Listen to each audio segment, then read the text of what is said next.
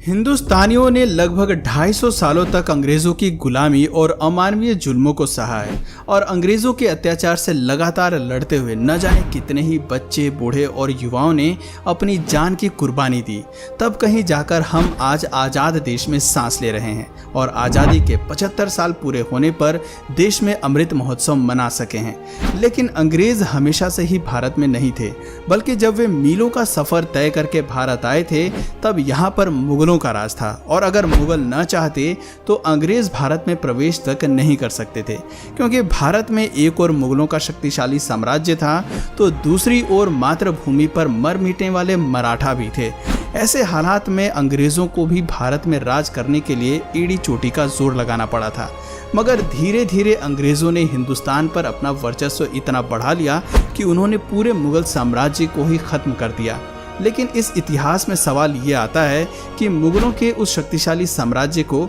आखिर अंग्रेजों ने किस तरह खत्म किया होगा। आज की इस वीडियो में हम आपको वही दास्तान सुनाने वाले हैं। तो इसी बात पर चलिए शुरू करते हैं इतिहास के एक और नए अध्याय को।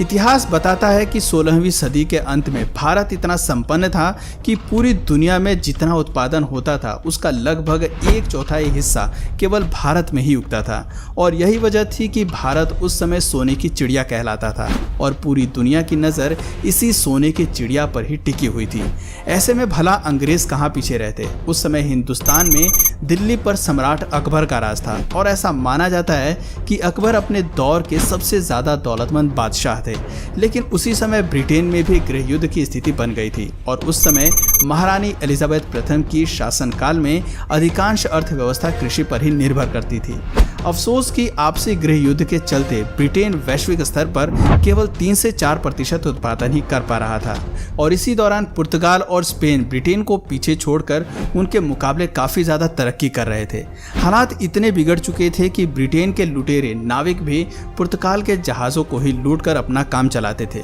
क्योंकि ब्रिटेन में लूटने के लिए कुछ बचा ही नहीं था। लेकिन उसी दौरान एक ब्रिटिश नाविक को समुद्री यात्रा के दौरान भारत की अपार संपदा और समृद्धि के बारे में पता चला और ब्रिटिश गवर्नमेंट तक ये खबर जल्द ही पहुंच गई। फिर आया समय सन 1600 का, जब 200 ब्रिटिश व्यापारियों ने मिलकर एक कंपनी बनाई और उस कंपनी का नाम रखा ईस्ट इंडिया कंपनी। और इस कंपनी के सदस्यों ने जब अपनी राजनीति और कूटनीति महारानी एलिजाबेथ को बताई तो वो भी ईस्ट इंडिया कंपनी को सपोर्ट करने के लिए तैयार हो गई। इधर भारत में इसी बीच बादशाह अकबर की मौत हो चुकी थी और अकबर के बाद मुगल बादशाह के तख्त पर अकबर के बेटे जहांगीर की ताजपोशी कर दी गई। साल आ चुका था 1608 का। इधर जहांगीर दिल्ली के तख्त पर अंग्रेजों की चाल से बेखबर हिंदुस्तान पर राज कर रहा था और उधर कैप्टन विलियम हॉकिंस समुद्री रास्ते से गुजरात के सूरत में अपने कुछ व्यापारी जहाजों के साथ प्रवेश कर चुके थे और बस उनके आगमन के साथ ही भारत पर ऐसी काली छाया मंडराने लगी कि जिसने भारत को ऐसा काला इतिहास दिया जो सृष्टि के अंत तक भी भुलाया नहीं जा सकेगा।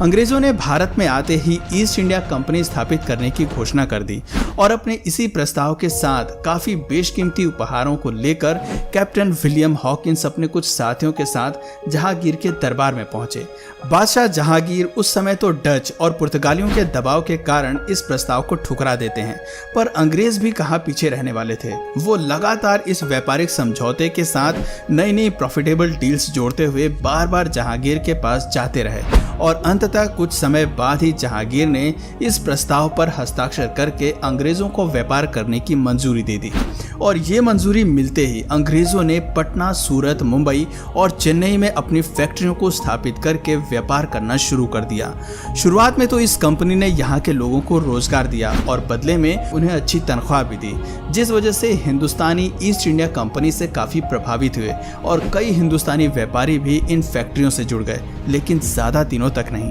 पूरे भारत में ईस्ट इंडिया कंपनी का व्यापार बढ़ता ही चला जा रहा था और अपने बढ़ते व्यापार की वजह से अंग्रेजों के मन में इतना ज़्यादा लालच बढ़ गया कि उन्होंने भारत की सत्ता पर ही कब्जा करने की योजना बना डाली और इसी उद्देश्य से 1686 में ब्रिटिशों ने मुगलों के खिलाफ जंग छेड़ दी और औरंगजेब से हुई इस जंग में मुगलों ने ब्रिटिशर्स को बुरी तरह से हरा दिया। इस हार से ब्रिटिशर्स को एक बात तो समझ में आ गई थी कि मुगलों को वो जंग लड़कर तो हरा नहीं सकते, लेकिन उन्हें भारत पर कब्जा भी करना था, जिसके लिए उन्होंने वो कूटनीति अपनाई जिसका फायदा वर्षों बाद भी आज तक भारत के धूर्त नेता उठाते हैं और राज करते हैं। और वो कूटनीति थी डिवाइड एंड रूल की, यानी आपस में फूट डालो और इन पर राज करो। जंग में हारने के बाद ब्रिटिशर्स ने औरंगजेब से माफी मांगते हुए ये वादा किया कि वो दोबारा ऐसी गलती कभी नहीं करेंगे, और औरंगजेब ने भी उन पर कुछ जुर्माना लगाते हुए उन्हें माफ कर दिया और अपना व्यापार उसी तरह चालू रखने की आज्ञा भी दे दी।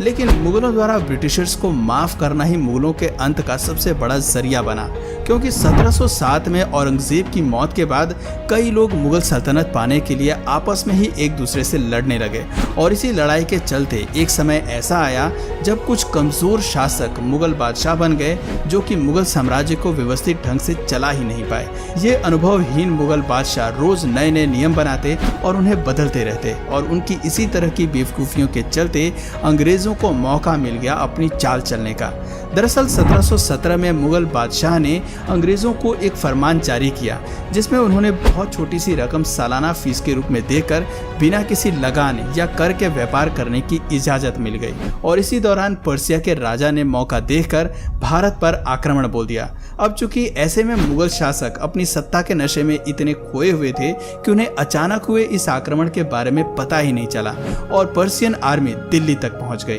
और दिल्ली की गद्दी मुगलों के हाथ से लगभग छूट ही गई थी। स्थिति को पूरी तरह बिगड़ते हुए देखकर मुगल बादशाहों ने तकरीबन 2 करोड़ रुपए, जी हाँ, उस दौर में लगभग 2 करोड़ रुपए और कई बेशकीमती हीरे मोती देकर दिल्ली को बचाया। इतनी बड़ी लूट के बाद मुगल पूरी तरह से कमजोर पड़ गए और अंग्रेजों की साजिश भी उन्हें कुछ कुछ समझ में आने लगी। पर अफसोस कि अब वक्त हाथ से फिसलता जा रहा था और उनका साम्राज्य भी।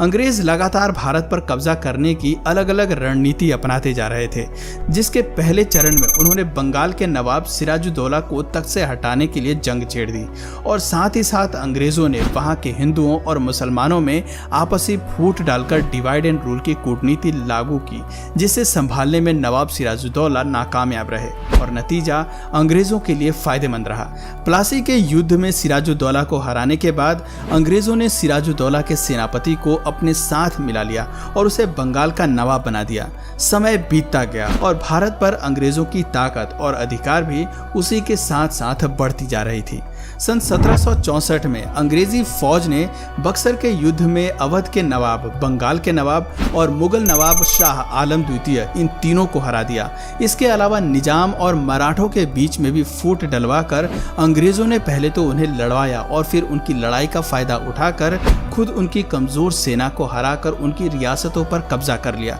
और अंग्रेजों ने अपनी इसी रणनीति और कूटनीति को अपनाते हुए 18वीं सदी तक भारत के लगभग हर एक क्षेत्र पर अपना संपूर्ण कब्जा जमा लिया, जिसके बाद उन्होंने व्यापार और अपने अधिकार क्षेत्र की अन्य कई चीजों पर अपनी मनमर्जी के टैक्स लगाकर भी काफी कमाई करी और भारत को अंदर तक लूट लिया। अंग्रेजों को अभी भारत में पूरी तरह से राज करने के लिए कुछ भारतीयों को भी अपने साथ शामिल करना था, और उन्होंने उन बड़े जमींदारों को अपने साथ मिला लिया जिनसे उन्हें आगे चलकर काफी फायदा हो सकता था। यूं तो अंग्रेजों ने भारत में कुछ बहुत अच्छे काम भी किए, जैसे कि एजुकेशन पॉलिसी लागू करना, रोड कंस्ट्रक्शन, रेलवे वगैरह लाना, जिस वजह से कई समाज सुधारक अंग्रेजों से प्रभावित हुए और उनका साथ देने लगे। मगर यही विश्वासघात की वजह थी कि 1857 की स्वतंत्रता क्रांति के दौरान कई बड़े जमींदार और समाज सुधारक अंग्रेजों के साथ हो गए थे, जिसकी वजह से आगे चलकर अंग्रेजों को भारत पर जीत हासिल करने में मदद मिली। भारत पर जीत के साथ ही मुगल साम्राज्य के आखिरी बादशाह बहादुर शाह जफर को अंग्रेजों ने अपना बंदी बनाकर रंगून की जेल में भेज दिया और उनके बेटे व खानदान के तमाम लोगों को मौत की नींद सुला दिया और पूरे भारत को अपना गुलाम बना लिया। तो दोस्तों, ये थी वो दुख भरी दास्तान जिसमें मुगलों की एक गलती और अपने निजी स्वार्थ की भावना ने अंग्रेजों को भारत में पांव पसारने का मौका दे दिया, और उनकी इसी गलती का खामियाजा हिंदुस्तानियों की कई पीढ़ियों को भुगतना पड़ा। वैसे आपके नज़रिए से अंग्रेजों के आगमन के लिए मुगल साम्राज्य जिम्मेदार हैं या नहीं, नीचे कमेंट करके अपनी राय हमें ज़रूर बताएं। और अगर इस वीडियो से आपको कुछ नया जानने या सीखने को मिला या फिर इंटरेस्टिंग लगा, तो प्लीज़ इस वीडियो को एक लाइक करके अपने फ्रेंड्स और फैमिली में से ज़रूर शेयर करें। और यदि आप इस चैनल पर नए हैं तो प्लीज़ इस चैनल को सब्सक्राइब करके बेल नोटिफिकेशन आइकन को ऑन कर लीजिए, ताकि हमारे आने वाले वीडियोस आप मिस ना करें। मिलते हैं फिर किसी वीडियो में नए टॉपिक के साथ, तब तक के लिए नमस्कार।